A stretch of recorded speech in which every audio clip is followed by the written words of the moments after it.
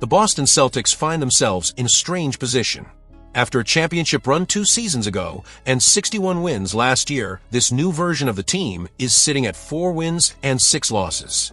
Not disastrous, but not the dominance fans have come to expect.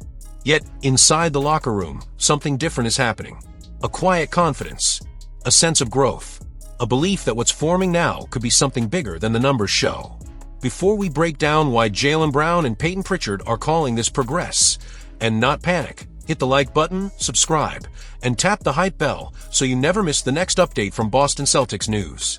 Jaylen Brown didn't dodge the truth after the 123-110 loss in Orlando. "We're moving. We're growing. We're getting better," he said. That might sound like cliché, but coming from Brown, it felt real. The Celtics have been competitive in nearly every game. 3 of their 6 losses came while leading in the fourth quarter. A 1-point loss to Philadelphia on opening night. A 2-point collapse against Utah after a missed foul call.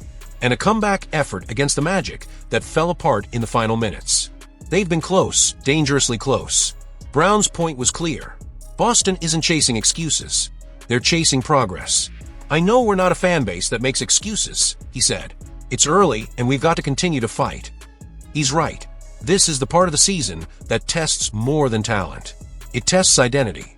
Peyton Pritchard echoed that message, adding a perspective fans need to hear. "If we win 2 games we were supposed to, we're 6-4, he said. People would see it completely differently. And that's true. 2 plays, 2 possessions. That's the difference between panic and promise. Pritchard called it a growth mindset, a phrase that sounds simple but means everything for a team trying to rebuild chemistry from scratch. And it's not all talk. Brown and Pritchard combined for 59 points against Orlando. Derek White, despite a rough shooting stretch, remains one of the league's top defensive guards, ranking 2nd in assist-to-turnover ratio and averaging over 3 combined steals and blocks per game. The newer faces Ninas Quetta, Josh Minott, and rookie Hugo Gonzalez have gone beyond expectations. Their effort and energy are keeping Boston in games that last year's team might have coasted through. Still, this isn't the same Celtics team that steamrolled the league. The firepower isn't as heavy, the rhythm isn't as polished, and the leadership is still finding its balance. But there's something undeniably compelling about watching a great team learn how to become great again. And that's the real question now. Can this version of the Celtics turn small signs of progress into something powerful before it's too late? Can they transform these close losses into defining wins? Because the next 10 games will decide more than just their record. They'll reveal if this is a transition period or the beginning of a new rise. The Celtics face Orlando again on Sunday at 6 p.m., then travel to Philadelphia on Tuesday. 2 games, 2 tests, 2 chances to prove that progress means more than words. So what do you think?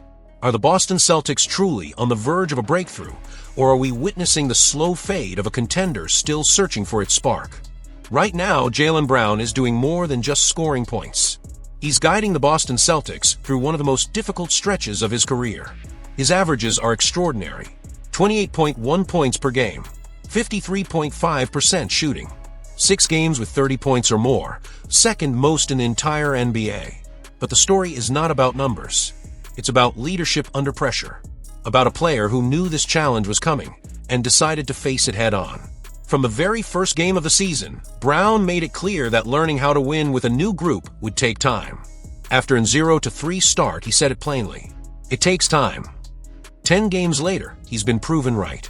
The Celtics are 4-6, ranking near the bottom of the Eastern Conference, struggling with pace, free throws, and ball movement. They're last in assist percentage and 7th from the bottom in scoring.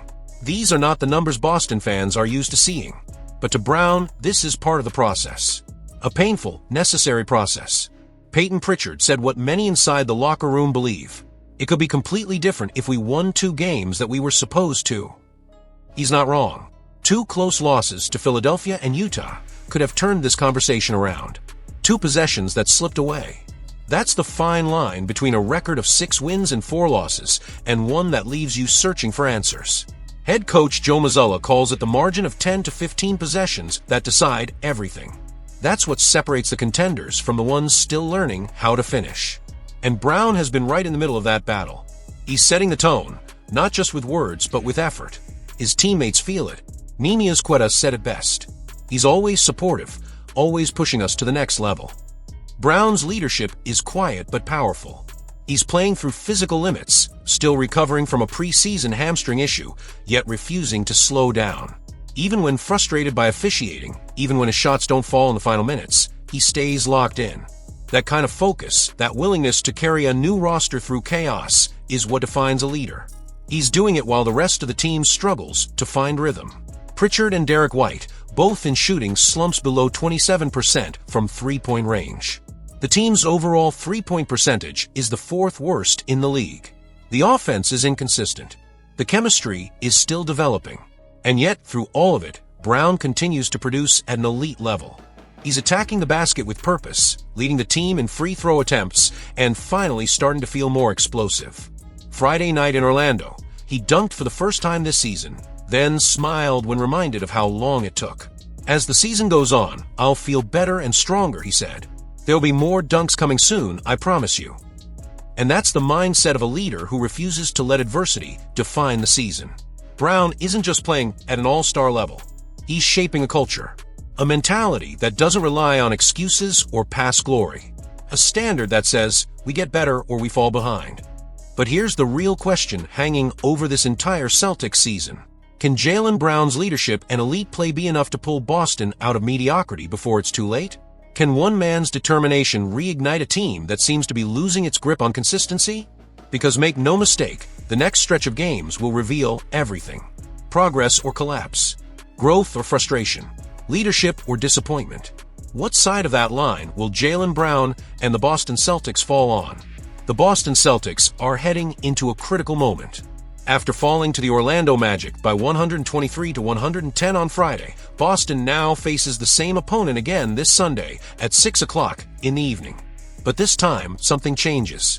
For the first time in weeks, the Celtics are almost at full strength. Xavier Tillman, who missed the last game due to personal reasons, has been cleared and removed from the injury report. However, Jayson Tatum remains sidelined with his ongoing Achilles issue, and that absence continues to shape everything about this team's identity. The Celtics' loss on Friday wasn't just another defeat. It exposed cracks that go beyond numbers. Orlando shot nearly 50% from three-point range, and Boston's defense, which once defined this team, couldn't respond.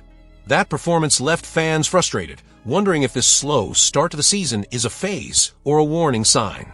The team sits at 4 wins and 6 losses, holding one of the lowest clutch records in the league at 1 win and 4 losses in close games.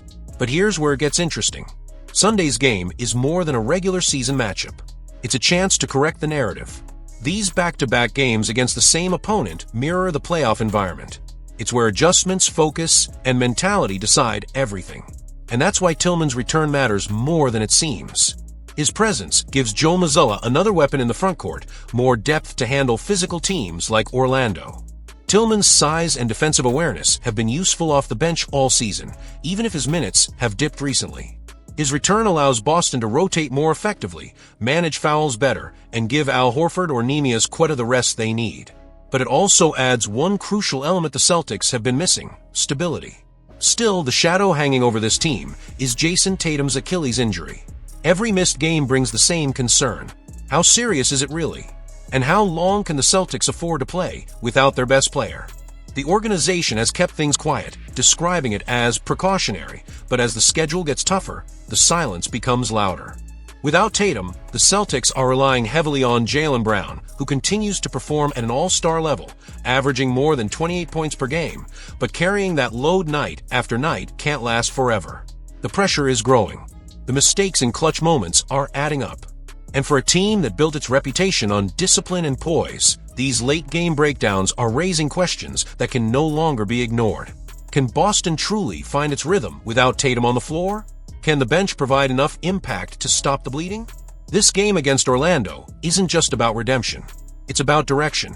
Win, and the Celtics regain control of their narrative. Lose again, and the questions about leadership, depth, and health will only get louder. So here's the real test. Will Boston's full rotation finally show the progress they keep talking about, or are we watching a contender slowly lose its grip on the season's early momentum? The answer comes tonight in Orlando. Stay tuned, hit the like button, subscribe, and click the hype bell to stay locked on every second of this developing story here on Boston Celtics News.